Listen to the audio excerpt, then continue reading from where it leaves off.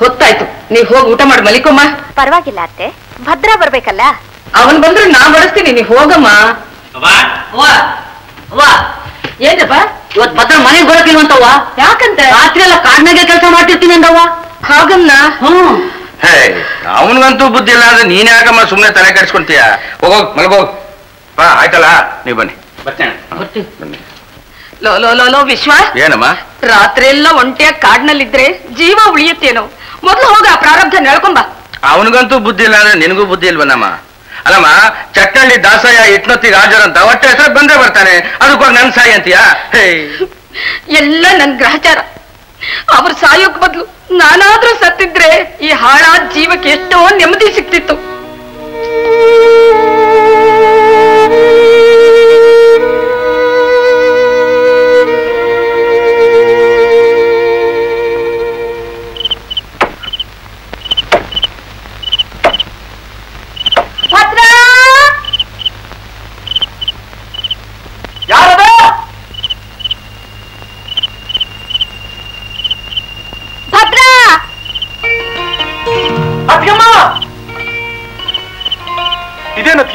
ಇಷ್ಟೊತ್ತಲ್ಲ ನೀವು ಇಲ್ಲಿಗೆ ಬರೋದಕ್ಕೆ ಹೋದ್ರಿ?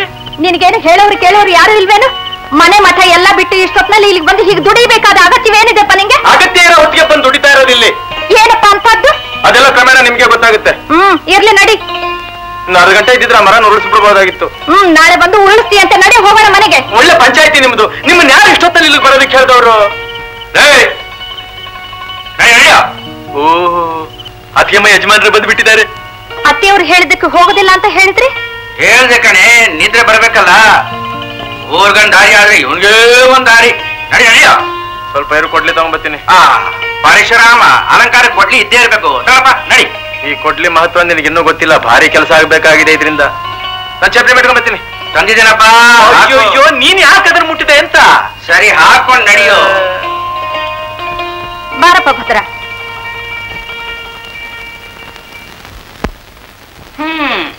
ಹೆತ್ತ ತಾಯಿ ಎಷ್ಟು ಬೇಚಾಡ್ತಿದ್ದಾಳೆ ಅನ್ನೋ ಜ್ಞಾನ ಇದೆಯಾ ಇವಂಗೆ? ಆ ಹಾಳಾದ ದೇವ್ರು ಇವನ್ ಎದೆಯಲ್ಲಿ ಹೃದಯ ಇಟ್ಟಿಲ್ಲ, ಕಾಡ್ ಕಲ್ಲಿಟ್ಬಿಟ್ಟಿದ್ದಾನೆ. ಊಟ ನಿಂತ ಬಾಸನ ಅಂದ್ರೆ ಮೈ ಏಟು ತಗೊಳ್ಳಲ್ಲ ಅನ್ನತ್ತೆ. ಚಿಕ್ಕ ವಯಸ್ಸಿನಿಂದ ತಿಂದು ತಿಂದು ಮೈ ಜಡ್ಡಿಡ್ದೋಗಿದೆ ಅಲ್ಲವಾ? ಇವು ತೆಪ್ಪಿಟ್ಟಿದ್ರೆ ಆ 1000 ರೂಪಾಯಿ ಸಾಲ ತಲೆ ಮೇಲೆ ಬರ್ತಿತ್ತೇನವ? ಅವನು ಸುಮ್ಮನೆ ಹಣ ಕೊಡ್ತಾ ಇಲ್ಲ. ಇದ್ರಲ್ಲೇನೋ ಮಸೂರತ್ತಿದೆ ಅಂತ ನಾನು ಆವತ್ತೇ ಹೇಳ್ದೆ. ಕಳ್ಳನು ಒಂದು ಪಿಳ್ಳೆನವ ಅಂತ ಸಾಲ ಹೊರಸೋದಕ್ಕೆ ಇದೊಂದು ಕಾರಣ ಹುಡುಕದ ಅಷ್ಟೇ.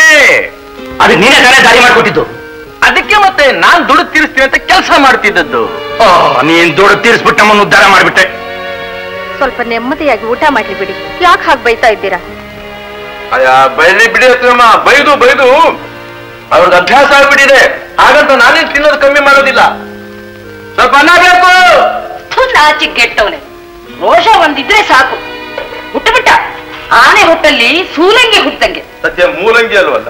ಕತ್ತೆಗಳ, ಹಳೆ ವ್ಯವಸ್ಥೆಗಳ, ಹಳೆ ವಿಚಾರಗಳ ಒಳ್ಳೆ ಮಾತೇ ಹೇಳಿ. ಎಲ್ಲಿ ಹೇಳಿ ಕೆಂಪಿಸ್ಬೇಕ?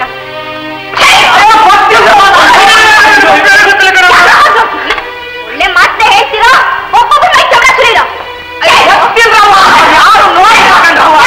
ಏನಮ್ಮ, ಯಾಕಮ್ಮ, ಏನಾಯ್ತು? ಯಾರೋ ಒಂದ್ ಕೆಂಪಿನ ಪತ್ರ ಕಟ್ಬಿಟ್ಟಿಯಾರೆ. ಯಾರು? ಯಾವ? ಯಾಕೆ? ಏನ್ರೋ ನಿಮ್ ರಾಮಾಯಣ ಲೇ? ಏನ್ರೋ ಲೇ?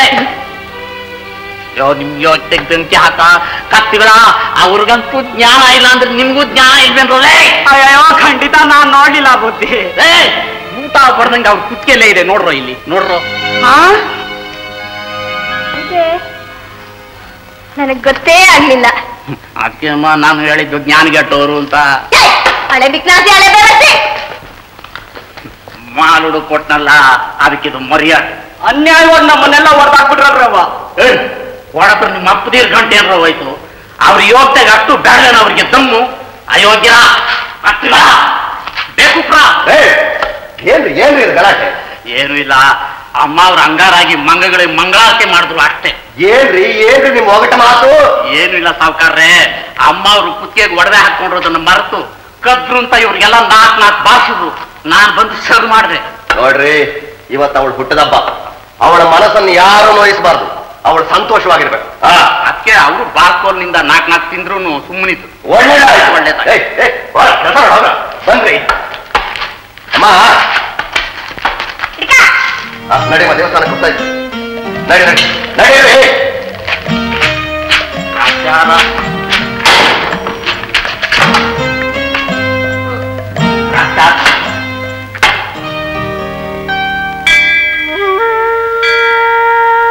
ಒಂದು ಅರ್ಚನೆ ಮಾಡಿ.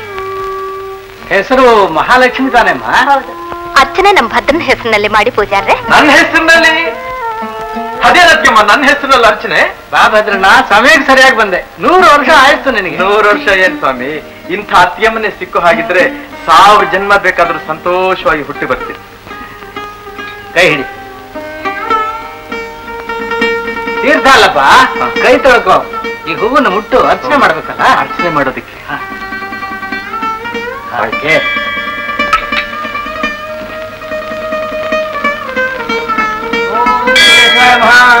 ಓಂ ನಾರಾಯಣಾಯ ನಮಃ, ಓಂ ಮಾಧವಾಯ ನಮಃ, ಓಂ ಗೋವಿಂದಾಯ ನಮಃ.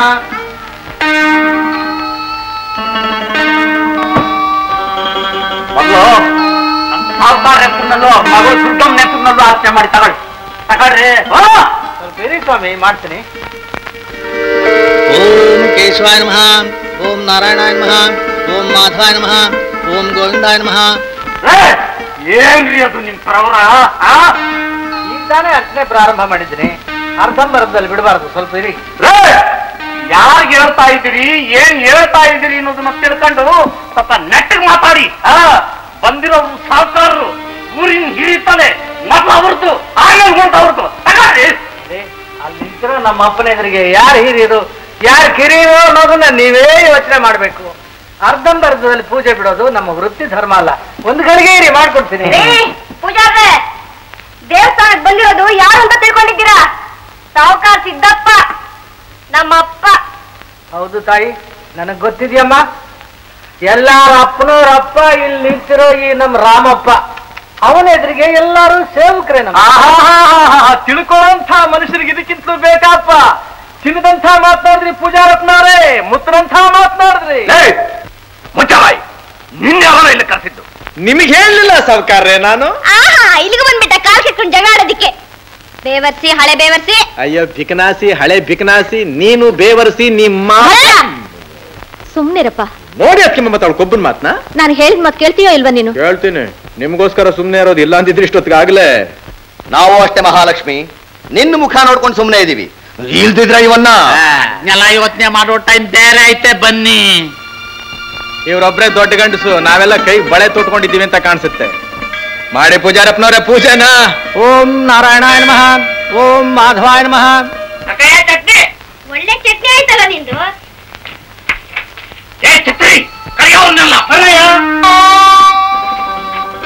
ಈ ಬೆಂಚು ಕುರ್ಚಿ ಪಾತ್ರೆ ಪಾಟೆ ದೋಸೆ ಚಟ್ನಿ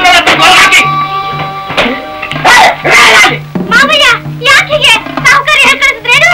ಸಾವುಕಾರ ಅಧಿಕಾರ ನಮ್ದು. ಹೆಸರು ಅಯ್ಯೋ ಮಾವಯ್ಯ, ನನ್ ಮಾತು ಕೇಳಿ ಮಾವಯ್ಯ. ಅವ್ ಯಾವ ಸೀಮೆ ಮಾವನೆ ಸಾವುಕಾರ ಹಾಕೋ ಎಂಜಲ್ ಅನ್ನಕ್ಕೋಸ್ಕರ ಮಗನ್ನೇ ಆಚೆ ತಳ್ತಾ ಇರೋ ಕಿರಾತಕ. ನೀನ್ ಹಿರಣ್ಯಕಶಿಪು, ನಾನು ಪ್ರಹ್ಲಾದ. ಇಷ್ಟರಲ್ಲೇ ಆಗುತ್ತೆ ನರಸಿಂಹಾವತಾರ, ಆಗ ಗೊತ್ತಾಗುತ್ತೆ ನಿನ್ ಗತಿ.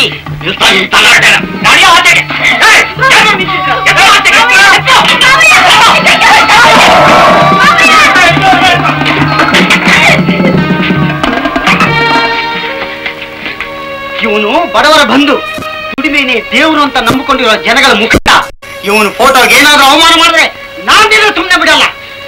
ನಡೆಯ ಸುಬ್ಬಿ, ಹೋಗೋಣ.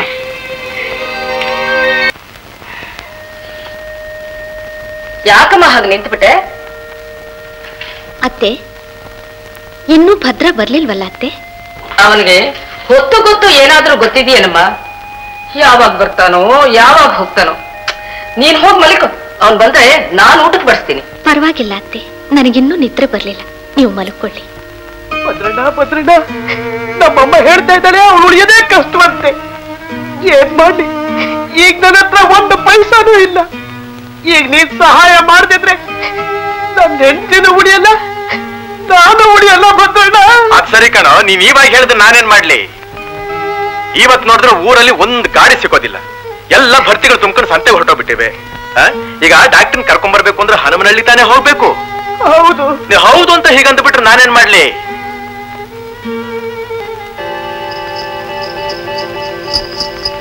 ಸಾವುಕಾರ ಸಿದ್ದಪ್ಪನ ಗಾಡಿ ಅಲ್ವಾ ಅದು? ಹೌದು.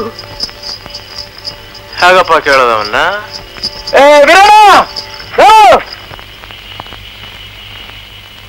ವೀರಣ್ಣ, ಸ್ವಲ್ಪ ಗಾಡಿ ಬೇಕಾಗಿತ್ತಲ್ಲ, ಈ ಹನುಮನಹಳ್ಳಿ ಹೋಗಿ ಡಾಕ್ಟರ್ ಕರ್ಕೊಂಡ್ ಬರ್ಬೇಕಾಗಿತ್ತು. ಓಹೋ, ನಿಮ್ ತಾತಂದೆಲ್ಲ ಕಣ ಗಾಡಿ ಸಾವುಕಾರ ಸಿದ್ದಪ್ಪನವ್ರದು. ನಿಮ್ಮ ಅಪ್ಪಂದೇ ಆಗಿರ್ಲಿ, ನಮ್ ಕಿಟ್ಟನ್ ಹೆಂಡತಿಗೆ ಸಖತ್ತಾಗಿ ಹೊಟ್ಟೆನೋ ಬಂದ್ಬಿಟ್ಟಿದೆ. ಈಗ ಡಾಕ್ಟರ್ ಕರ್ಕೊಂಡ್ ಬರ್ಲಿಲ್ಲ ಅಂದ್ರೆ ಅವ್ಳು ಬದುಕೋಳ್ ಕಷ್ಟ. ನೈಲ್ ಬಿದ್ದೋಗ ನನಗೇನಾಗ್ಬೇಕು? ಅಣ್ಣ ಹಾಗನ್ಬೇಡಣ್ಣ, ದಯವಿಟ್ಟು ಸಹಾಯ ಮಾಡಿ. ಹೋಗಲು ಇಳಿಯ ಕೆಳಗೆ. ಸುಮ್ನೆ ಹೋಗು. ಕಂತ್ರಿ, ಇಳಿಯ ಕೆಳಗೆ.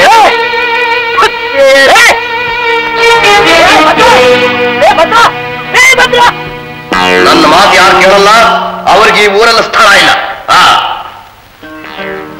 ಸರಿ ಸ್ವಾಮಿ, ದೇವ್ರ ಚಿತ್ತ. ರೇ, ಯಜಮಾನರು ಹೋಗುವಂತ ತಕ್ಷಣ ಹೊರಟು ಬಿಟ್ರಲ್ಲ, ಮುಂದೆ ಇದಕ್ಕೇನು ಮಾಡ್ತೀರಿ? ನಿಮ್ಮ ಸಾಹುಕಾರ ಸಾಕ್ತಾರೆ ಅಂತ ದೇವ್ರು ನನ್ನ ಸೃಷ್ಟಿ ಮಾಡ್ಲಿಲ್ಲ.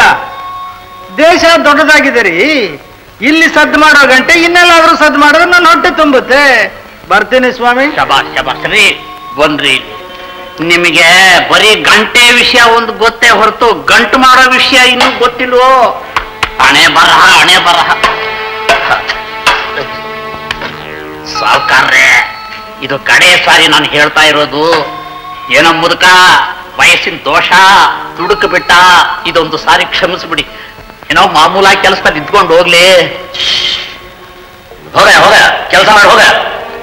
ಚಿತ್ತ ಸ್ವಾಮಿ, ದೇವ್ರು ಕಾಪಾಡ್ಲಿ. ಪುಟ ಬಾರಯ್ಯ, ಬಾರ.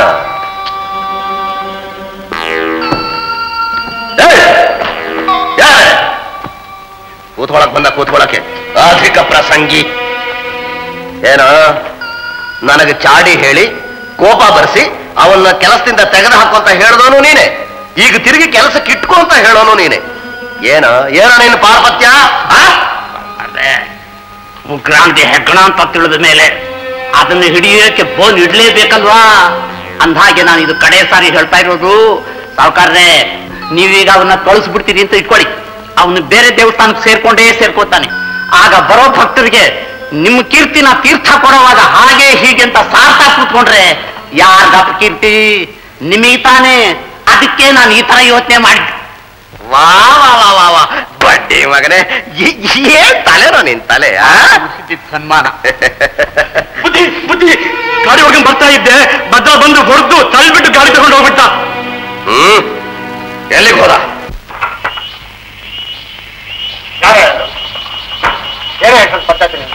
ಸ್ವಲ್ಪ ಅರ್ಜೆಂಟ್ ಬರ್ಬೇಕು ಸರ್ ನೀವು.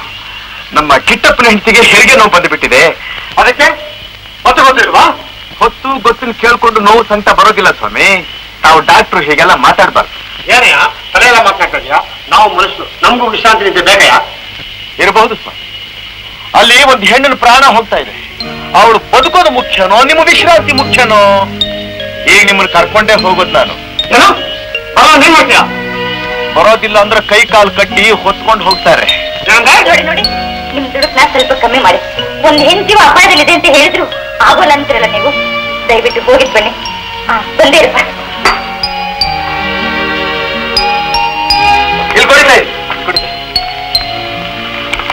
ಬನ್ನಿ ಸರ್.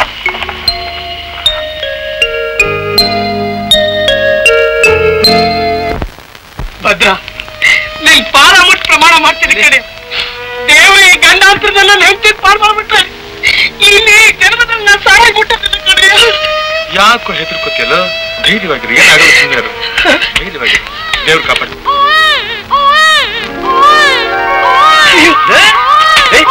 ನೀನೆಲ್ಲ ಹೋಗ್ತಾ ಇದೀಯಾ? ಅವ್ರು ಬಂದು ಹೇಳ್ತಾರೆ, ಸುಮ್ಮನೆ ಸ್ವಲ್ಪ ತಡ್ಕೊಳ್ಳೋ. ಅಂತೂ ಮಗುನ್ ತಂದೆ ಆಗ್ಬಿಟ್ಟೆ. ಗಂಡ್ಮಗು ಕಣೆ. ಓಹೋ, ಗಂಡ್ಮಗು ಗಂಡ್ಮಗು ಅಂತಪ್ಪ. ಸ್ವಾಮಿ ಹೋಗ್ಬೋದು ಒಳಗೆ? ಹೋಗೋಣ. ಹೌದು ಸ್ವಾಮಿ, ನಿಮ್ ಬ್ಯಾಗ್ ತಗೊಂಡ್ಬಂದ್ಬಿಡಿ.